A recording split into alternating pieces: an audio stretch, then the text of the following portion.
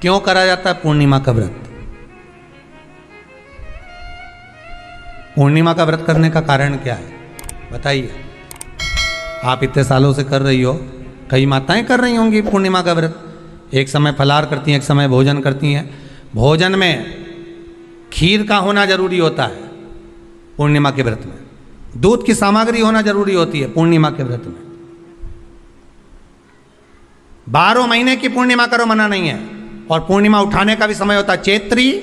चैत्र के महीने की जो पूर्णिमा होती है, चैत्री पूर्णिमा पहली पूर्णिमा मानी जाती है, इसलिए चैत्री पूर्णिमा को सिद्ध पूर्णिमा कहते, कार्य सिद्धात्री पूर्णिमा कहते,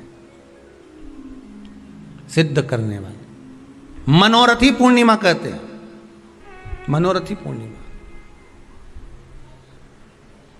इसलिए पूर्णिमा का व्रत कहां से उठाया जाता है? चैत्र के महीने की पूर्णिमा से पूर्णिमा का व्रत उठाया जाता है कि मैं महीने की पूर्णिमा करूंगी तो वो चैत्र पूर्णिमा से उसको उठा लिया जाता है। पर उसका एक नियम रहता है, आप फलाहार करें अपनी जगह पर है, पर एक समय भोजन कर रहे हैं वो अपनी जगह पर, भोजन के साथ में मीठे के साथ थोड़ा दूध की सामग्री होना जरूरी होती है। और क्यों करते हैं पूर्णिमा का व्रत, किस लिए किया जाता है, क्यों करा जाता है, उसका व्याख्यान वर्णन शिव महापुराण के अंतर्गत स्कंद पुराण में लिखा गया। स्कंद पुराण में वर्णन किया है श्री वेदव्यास जी महाराज ने।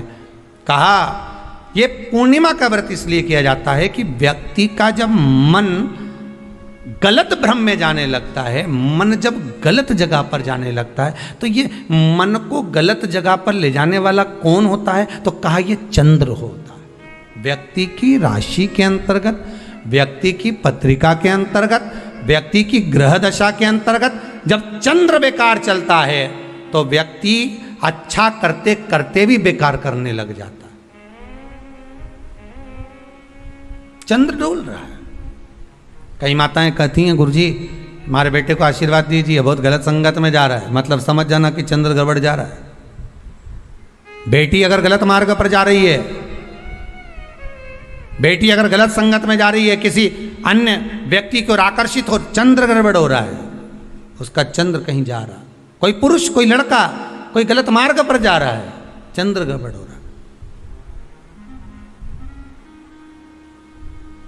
घर में जो क्लेश उत्पन्न होता है, घर में जो विवाद उत्पन्न होता है, उस विवाद को रोकने के लिए केवल चंद्र की ही, इसलिए तो पूर्णिमा घर की नारियां हमारे यहाँ हिंदू धर्म में यहाँ तक स्कंद पुराण में कह दिया कि प्रत्येक पूर्ण, आप लोग कभी आप लोगों ने सत्यनारायण जी की कथा करवाई है? जितने लोग आस्था चैनल पर कथा सुन रहे हैं, जितने लोग फेसबुक यूट्यूब पर कथा सुन रहे हैं, यूट्यूब पर कथा का श्रवण कर रहे हैं, उनने कभी सत्यनारायण की कथा करवाई होगी। तो उसमें लिखा है हर कार्तिक, हर पूर्णिमा को, हर संक्रांति को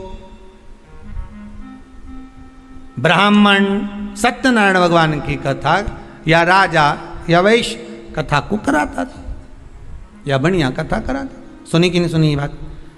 सत्यनारायण भगवान की कथा में लिखा है, स्कंद पुराण के अंतर्गत जो सत्यनारायण भगवान की कथा का स्मरण किया उसमें लिखा है प्रत्येक संक्रांति पूर्णिमा को सत्यनारायण की कथा करवाने लगा और ये योनि को प्राप्त हुआ, इस योनि से छूटा, इस योनि में गया। लिखा है, सब कुछ लिखा है।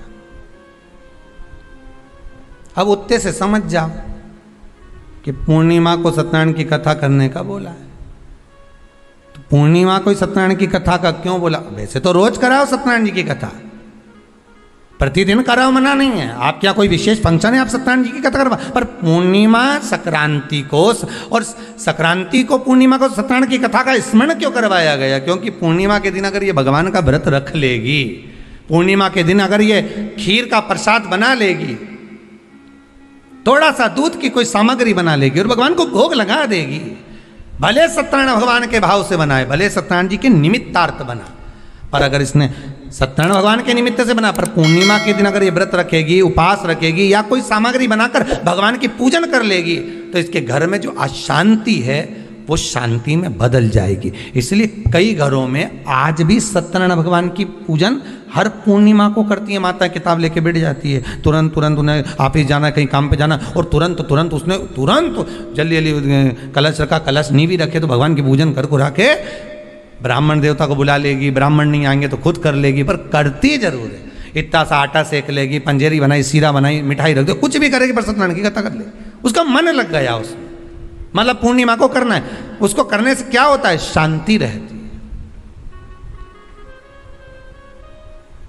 शीतलता रहती है। जिसके घर में हर महीने की पूर्णिमा को खीर बनती हो, ध्यान दीजिएगा, बहुत सुंदर संवाद चल रहा है, बहुत ध्यान देने वाली बात है।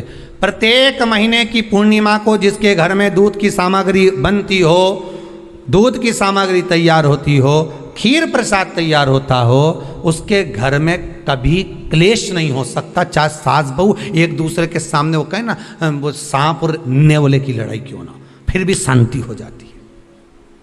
पर प्रत्येक महीने की पूर्णिमा होना चाहिए। ये नहीं कि तुमने एक महीने की पूर्णिमा पे बना लिया और दूसरे महीने की पूर्णिमा को गायब कर दिया। फिर किसी ने कह दिया आज चूरमा तो बन रहा है, दाल बाटी तो बन रही है चूरमे के साथ में, लड्डू बन रहे हैं, तो काय को खीर बना रही हो? तो तुमने अब वो खीर प्रसाद